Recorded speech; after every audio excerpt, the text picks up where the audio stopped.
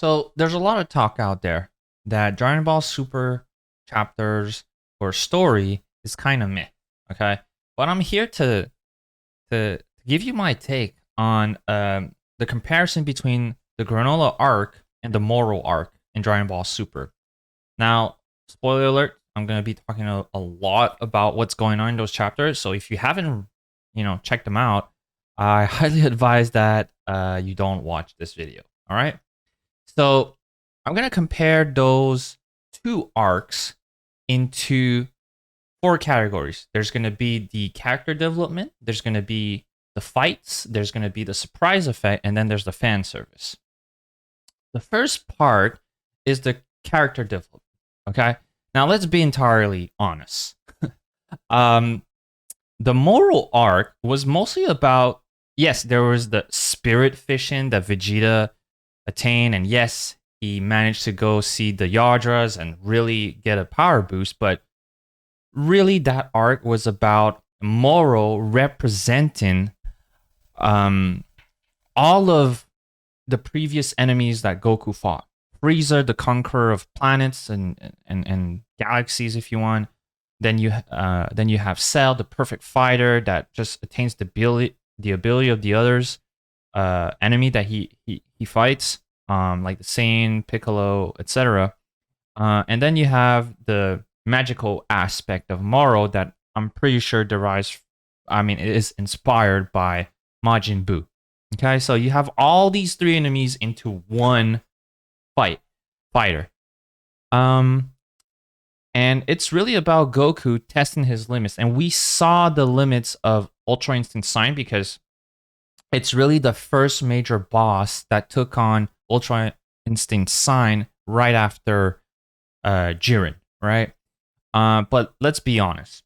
The character development was not that much. Yes, Goku finally understood that it's okay to give, the enemy a second chance to redeem themselves, because that's Goku's nature to believe in the hearts of people, and to set aside that aspect when it's time to get down to business. And that's how he went to Master Ultra Instinct and really finished off Moro with the help of Oob's energy in the end.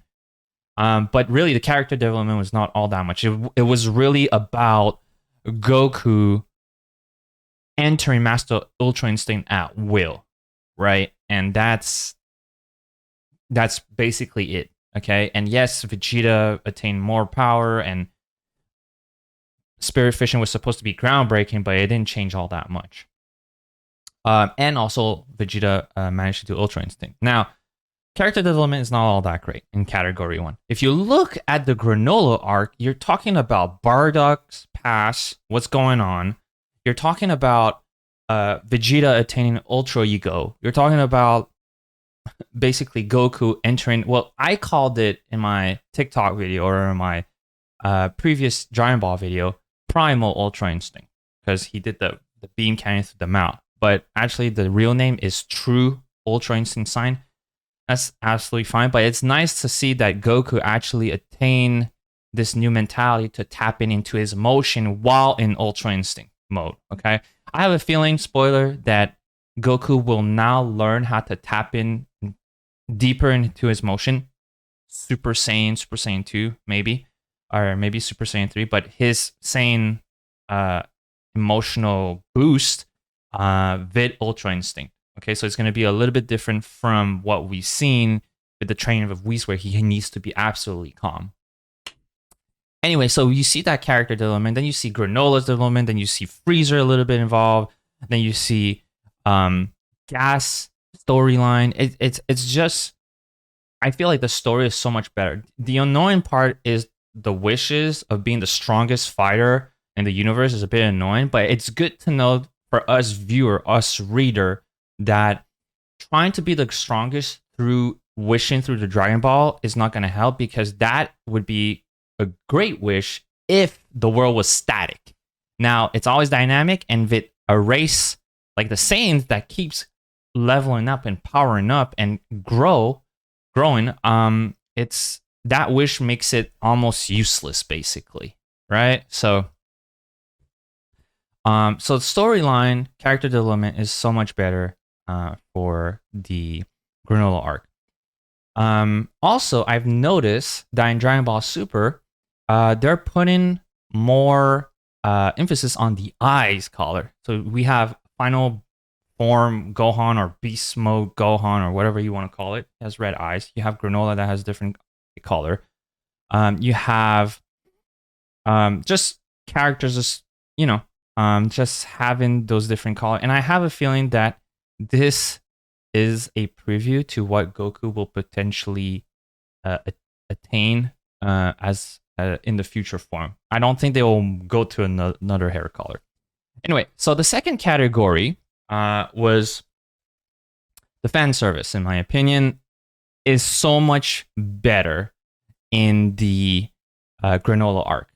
To me, the Granolah arc just implemented Ultra Ego, Vidmaster Ultra Instinct Goku fighting against an enemy and Vegeta accepting basically Goku's help. That's major. Fan service is crazy. As opposed to the MORO arc, yeah, is absolutely great, but it's really yes, Vegeta fans got what they wanted, but in the end, he got wrecked, right? He got a boost, but he didn't get into Master Ultra Instinct level.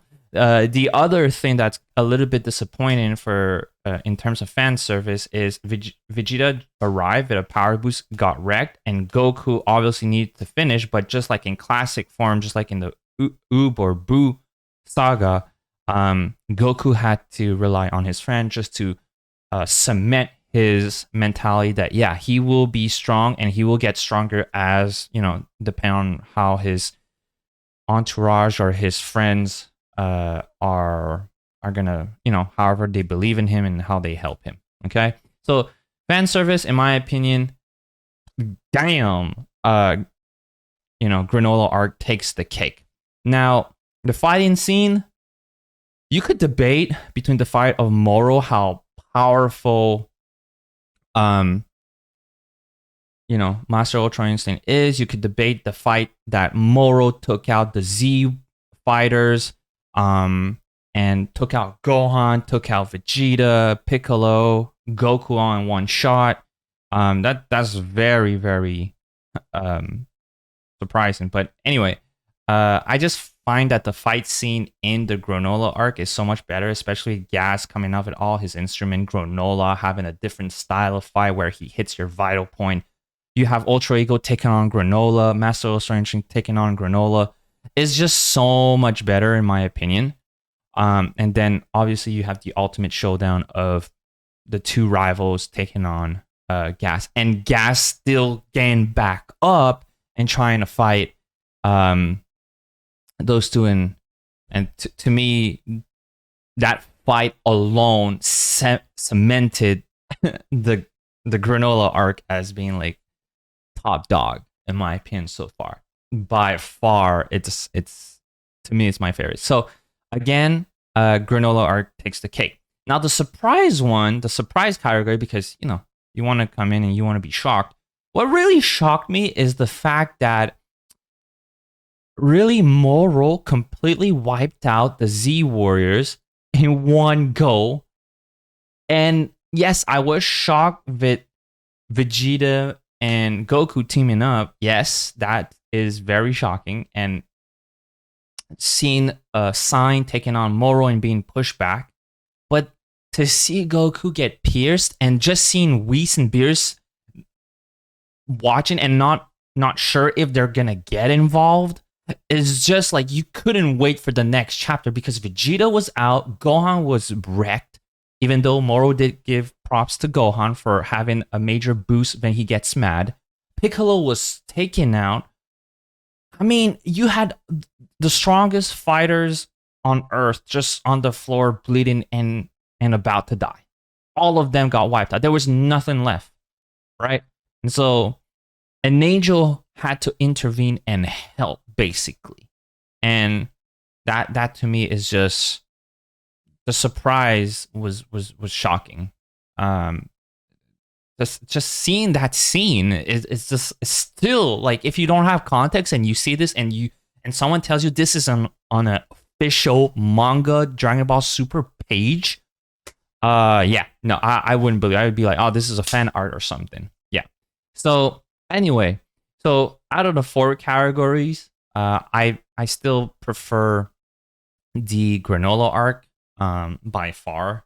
And yeah, I just wanted to bring it up because so many people are saying that Dragon Ball Super is becoming dull, the writing is kind of meh, and we're still not done. Yes, they've defeated Gas, they pushed him back, but the team of Gas is still out there. You know, they're still not done, and I'm pretty sure at one point they keep talking about Freezer. Freezer's gonna get involved. At one point. Now I don't know if there's gonna be another fight. We fought Freezer on Namek, back on Earth in the Tournament of Power, and Resurrection F. Having another fight scene with Frieza, I mean, to test Goku's or Vegeta's limit, sure, why not? But at this point, maybe Frieza will tell Gas Team to take a step back. Who knows? Or to look for something else. But yeah, all bets are off if Freezer comes in because he's all about taking out the Saiyans, right?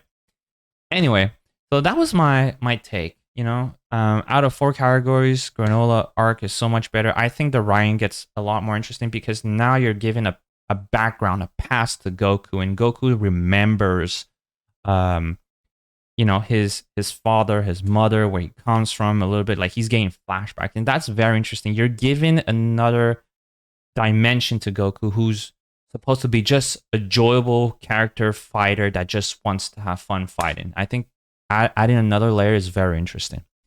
So that's my take on the debate between the MORO arc and the Granolah arc. I'm hoping better things to come, and I will be doing more reviews of Dragon Ball Super in the future. Yeah, so that's my take, people. If you like this video, please give me a like, comment, subscribe if you want. Thank you so much for spending a little bit of time with me, and I'll see you all in the next one. Peace.